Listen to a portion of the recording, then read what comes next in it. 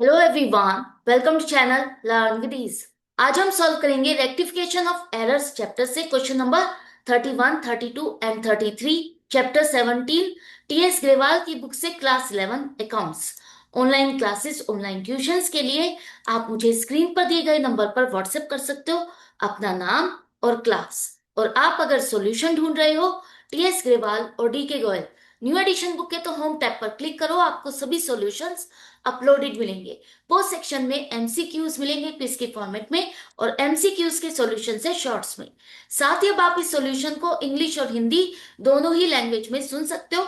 उसके लिए आपको ये सेटिंग का बटन प्रेस करना है और ऑडियो ट्रैक से इंग्लिश या हिंदी को सेलेक्ट करना है। तो बहुत कुछ है चैनल पर, विजिट द चैनल। अच्छा लगे तो शेयर और सब्सक्राइब जरूर करना। क्वेश्चन नंबर 31 में आपको कुछ ट्रांजेक्शन्स दी है, इसमें मिस्टेक है, आपको इसे करेक्ट करना है और करेक्ट करने के लिए रेक्टिफिकेशन एंट्री क्या होगी वही आपको बतानी है। तो पहली ट्रांजेक्शन की सेल्स बुक का टोटल 1000 से शॉर्ट है। इसका मतलब सेल्स बुक का जब आपने टोटल किया बनता तो 11,000 है, लेकिन आपने लिखा क्या है, 10,000। सेल्स का बैलेंस होता है क्रेडिट, इनकम है। अब अगर आपने इसको 1000 से कम शो किया, इसका मतलब आपका क्रेडिट साइड का बैलेंस मैच नहीं कर रहा, वहां पर डिफरेंस आ रहा है। तो इसको करेक्ट करने का क्या तरीका बनेगा? अगर हम सेल्स अकाउंट को क्रेडिट कर दें 1000 से तो ये करेक्ट हो जाएगा। अब डेबिट किसको करना है? डेबिट साइड तो कोई मिस्टेक हुई नहीं है, क्योंकि डेटर्स के अकाउंट में आपने सही पोस्टिंग की है, सही अकाउंट में सही अमाउंट से। गलती सिर्फ सेल्स अकाउंट में आपने जो टोटल ट्रांसफर किया वो गलत करा, तो वही आपको करेक्ट करना था, तो सेल्स अकाउंट को हमने क्रेडिट कर दिया। डेबिट के लिए अब आप किसका सहारा लोगे? सस्पेंस अकाउंट का। तो suspense account debit to sales account 1000 हो गई करेक्शन। इसके बाद 1500 का स्टॉक आपने रिटर्न किया है। आपने रिटर्न किया है नहीं, क्या लिखा है? Return by green and company. ये आपकी सेल्स रिटर्न है, परचेज रिटर्न नहीं है, और जो कि आपने बुक्स में रिकॉर्ड ही नहीं किए। तो इसको रिकॉर्ड कर देंगे तो ठीक हो जाएगा। तो sales return account debit to green and company 1500। Next transaction में आपने 2500 का स्टॉक खरीदा, जिसे आपने सप्लायर गुप्ता एंड कंपनी के अकाउंट में डेबिट कर दिया है। सामान खरीदोगे तो एंट्री क्या बननी चाहिए थी? Purchase account debit to Gupta and company. लेकिन आपने क्या किया? परचेज अकाउंट को भी डेबिट किया और गुप्ता एंड कंपनी को भी डेबिट कर दिया। क्रेडिट आपने कुछ भी नहीं किया। तो ये जो गलती हुई है इसको कैसे करेक्ट करें? इसको करेक्ट करने का सिंपल तरीका यही है कि जो आपकी सही एंट्री है पहले उसको लिखो, purchase account to Gupta and company 2500। इसके बाद जो रोंग है उसको रिवर्स करके लिखो। जैसे यहां पर क्रेडिट कुछ नहीं है तो डेबिट कुछ नहीं होगा, और ये दोनों अकाउंट परचेज और गुप्ता एंड कंपनी को क्रेडिट करोगे। अब इन दोनों को कंबाइन करो। कंबाइन करने पर देखो, यहां पर परचेज अकाउंट डेबिट होना था, डेबिट हुआ, और यहां क्रेडिट होकर के सेम अमाउंट से कैंसिल हो गया। क्यों कैंसिल हुआ? क्योंकि देखो, परचेज तो आपका सही है, ठीक है, डेबिट ही होना था, डेबिट ही हुआ है और सही अमाउंट से हुआ है। लेकिन गड़बड़ हुई है सिर्फ गुप्ता एंड कंपनी में, जो कि क्रेडिट होना था आपने डेबिट कर दिया। तो उसी के लिए आपको करेक्शन करने के लिए क्या करना है? गुप्ता एंड कंपनी के अकाउंट को दोनों ही ट्रांजैक्शन में जो क्रेडिट आ रहा है इसका टोटल लिखो 5000। अब ये तो आपने कर दिया क्रेडिट, डेबिट किसको करें? डेबिट के लिए तो कुछ नहीं आ रहा, तो यहां पर भी आपको सस्पेंस अकाउंट को डेबिट करना होगा। क्योंकि डेबिट साइड पर आपके कोई मिस्टेक नहीं है, सिर्फ क्रेडिट में मिस्टेक है। पोस्टिंग लिखा है, मतलब पोस्ट आपने आगे जाकर के जिस अकाउंट में किया वहां मिस्टेक है। एक साइड आपका सही है, दूसरा साइड इसका मतलब रोंग हो गया है, उसी को आपको करेक्ट करना है। तो आई होप ये आपको क्लियर हो गया। इसके बाद furniture purchased from gulab and company. अब आपने फर्नीचर खरीदा 10,000 का, उधार पे खरीदा है, और आपने सोचा ये उधार पे खरीदा है तो परचेज बुक में रिकॉर्ड होगा। परचेज बुक में हम किसे रिकॉर्ड करते हैं? स्टॉक को, जिसमें आप ट्रेडिंग करते हो, सेल परचेज करते हो।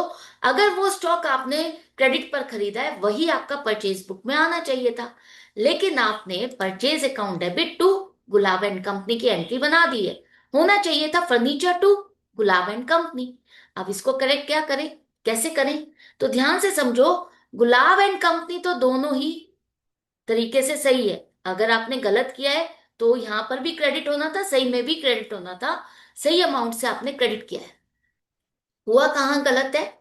आपको एसेट खरीदी है तो एसेट अकाउंट को डेबिट करना है, फर्नीचर अकाउंट को डेबिट करना है, और जो ये परचेज अननेसेसरीली आपकी डेबिट हो गई इसको हटाना होगा, तो हम इसको क्रेडिट कर देंगे तो सही हो जाएगा। हो गई एंट्री पास। नेक्स्ट है आपका कैश रिसीव्ड फ्रॉम ए ₹2,500। अगर आप इसको कैश को रिसीव कर रहे हो तो क्या एंट्री बनाओगे? Cash to A account. लिखा क्या है? Has not been posted in his account, मतलब कैश तो रिसीव हो गया, कैश अकाउंट में कैश बुक में आपने रिकॉर्ड कर दिया, लेकिन जब आगे पोस्टिंग करने लगे तो ए के अकाउंट में ये क्रेडिट करना ही भूल गए। तो गलती कहाँ है? सिर्फ ए के अकाउंट में आपने पोस्टिंग नहीं की है, तो ए के अकाउंट को हम क्रेडिट कर देते हैं 2500 से, बाकी डेबिट किसको करें? सस्पेंस अकाउंट को डेबिट करोगे। इसके बाद नेक्स्ट क्वेश्चन में आपको ट्रांजेक्शन दिए, करेक्ट करना है। तो पहली ट्रांजेक्शन, आपने 6000 का स्टॉक बेचा है, मदन को क्रेडिट सेल की है 6000 की, जिसे आपने सेल्स बुक में रिकॉर्ड किया है लेकिन रॉन्ग अमाउंट से। 6000 की जगह 600 आपने एंट्री बनाई है, मदन टू सेल्स 600 होना चाहिए था, Madan to sales 6000। Amount debit credit करने में आपने गलती कर दी है, अकाउंट आपके सही है, तो कैसे इसको करेक्ट करोगे? मदन का अकाउंट 5400 का जो डिफरेंस है, इतने से अगर हम और डेबिट कर दें तो ये पूरा हो जाएगा 6000। इसी तरह से सेल्स को भी आपको डिफरेंस से क्रेडिट करना होगा। 600 से आपने क्रेडिट किया था, 5400 से और क्रेडिट कर देंगे तो ये ठीक हो जाएगा, तो एंट्री बन गई। इसके बाद सेकेंड ट्रांजेक्शन में credit purchase of goods from Mohan, आपने सामान खरीदा है, स्टॉक खरीदा है उधार पर, जिसे आपने सेल्स बुक के थ्रू रिकॉर्ड कर दिया। परचेज की जगह आपने इसको क्या मान लिया? सेल्स। तो सेल्स अगर मानोगे तो उसी हिसाब से आगे पोस्टिंग होगी। मोहन को आपने क्रेडिटर की जगह डेटर मान लिया, Mohan account debit to sales account, होना क्या चाहिए था? Purchase account debit to Mohan. अब एक्सपेंस की जगह आपने इसे इनकम दिखा दिया, सब कुछ उल्टा पुल्टा हुआ है, तो इसको करेक्ट करने के लिए क्या करें? सबसे पहले जो करेक्ट एंट्री है उसको लिख लो, उसके बाद जो रॉन्ग है उसको रिवर्स करके लिखो, सेल्स टू मोहन। अब देखो इन दोनों को कंबाइन करोगे तो परचेज भी कह रहा है डेबिट कर दो, सेल्स भी कह रहा है डेबिट कर दो, और मोहन के अकाउंट को दोनों ही एंट्री में आप क्रेडिट कर रहे हो, तो टोटल मिला करके मोहन के अकाउंट को हम क्रेडिट करेंगे 4000। अब देखो ऐसा क्यों हुआ है? परचेज तो हम चाहते ही थे, वो तो डेबिट होना ही चाहिए। सेल्स जो आपकी जबरदस्ती की क्रेडिट हो गई, इसको अगर आप रिवर्स करोगे तभी तो कैंसिल होगी, इसलिए हमने इसको डेबिट किया है। दूसरा, मोहन का अकाउंट आपको क्रेडिट करना था लेकिन आपने डेबिट कर दिया, तो ये जो डेबिट किया है इसको हटाने के लिए आप पहले क्रेडिट करोगे, क्रेडिट करोगे तो वो नील हो जाएगा। अब उसके बाद आप 2000 दोबारा से क्रेडिट करोगे तब वहां पर बैलेंस स्टैंड करेगा 2000 का, तो टोटल 4000 से आपको इसे क्रेडिट करना होगा, तब जाकर के जो हम एंट्री चाहते हैं वो बन पाएगी। इसके बाद नेक्स्ट ट्रांजेक्शन में return of goods worth ₹500 by a customer. अब ये क्या है? आपकी सेल्स रिटर्न, जिसे आपने परचेज रिटर्न बुक में रिकॉर्ड कर दिया, एंटर्ड इन। आप सेल्स रिटर्न बुक की जगह परचेज रिटर्न बुक को उठा करके इसको रिकॉर्ड कर रहे हो, तो आप यहां पर डेटर को क्या मान रहे हो? क्रेडिटर मान रहे हो, तो customer account debit to purchase return account 500। Entry आपने ये बनाई है, होनी क्या चाहिए थी? Sales return to customer account 500। यहां पर भी आपने सब कुछ उल्टा पुल्टा किया है, तो क्या करें? जो सही एंट्री है पहले उसको लिखो, उसके बाद जो रॉन्ग है उसको रिवर्स करके लिखो, परचेज रिटर्न टू कस्टमर। अब इन दोनों को कंबाइन करोगे तो क्या बनेगी? Sales return account debit 500, purchase return account debit 500, और जो कस्टमर है इसका अकाउंट आप क्रेडिट करोगे टोटल 1000 से। क्यों होगा? पहले वाले ट्रांजेक्शन में मैंने समझाया है ना, वैसे ही आपको इसमें भी अप्लाई करना है। इसके बाद क्वेश्चन नंबर 32 का पार्ट 4, ध्यान से समझना। एक चेक था 400 रुपीज का जो कि आपको मिला था, आपने बैंक में जमा किया, लेकिन बैंक कह रहा है ये तो डिसओनर हो गया, आपके अकाउंट में हम पैसा ट्रांसफर नहीं कर सकते। चेक डिसओनर की आपको एंट्री पास करनी थी, लेकिन आपने क्या किया? आपको लगा कि एक तो पैसा नहीं मिलेगा, डिस्काउंट अकाउंट में आपने इसको डेबिट कर दिया। एंट्री क्या बना दी आपने? Discount account debit to bank account, debited to the discount account. क्या लिखा है? डेबिटेड, मतलब पोस्टिंग आगे आपने डिस्काउंट अकाउंट में कर दी। होना क्या चाहिए था? जब भी चेक डिसओनर होता है तो उस पार्टी से जिससे आपको चेक मिला था उसे आप दोबारा से डेबिट करोगे, भैया इतना पैसा हमें लेना है। और बैंक में आप जो मान रहे थे पैसा जमा हो गया, वो तो जमा हुआ नहीं, तो इसलिए आपको रिवर्स करना होगा। तो टू बैंक अकाउंट 400। अब ध्यान से देखो यहाँ पर गलती कहाँ है। क्या बैंक अकाउंट में गलती हुई है? बैंक यहाँ पर भी क्रेडिट होना था, यहाँ पर भी क्रेडिट है, सेम अमाउंट से है, सही अमाउंट से है। गलती हुई है सिर्फ रंजन की जगह, जो आपने डिस्काउंट अकाउंट को डेबिट कर दिया। तो करेक्ट करने के लिए रंजन अकाउंट को हम डेबिट कर देते हैं, डिस्काउंट अकाउंट जो जबरदस्ती का आपका डेबिट हुआ इसको क्रेडिट कर दो, 400 से करेक्ट हो जाएगा। इसके बाद bill of ₹820 received from Ramesh for repair of machinery. आपने कोई मशीनरी का रिपेयर कराया, उसका बिल आपको मिला, जिसे आपने परचेज बुक में रिकॉर्ड कर दिया। स्टार्टिंग में ही जब रिकॉर्ड करते हैं वहां पर जर्नल की जगह आपने परचेज बुक में रिकॉर्ड कर दिया। आपको लगा कि ये तो स्टॉक परचेज किया है, आपने क्या एंट्री बना दी, purchases account debit to Ramesh account, और वो भी 820 की जगह 720, रोंग अमाउंट से। होना चाहिए था repair account debit to Ramesh 820। अब इसको करेक्ट करने का सही तरीका क्या है? जो आपकी ये करेक्ट एंट्री होनी चाहिए थी, पहले इसको लिखो, उसके बाद जो आपने रॉन्ग की है इसको रिवर्स करके लिखो, रमेश टू परचेजेस 720।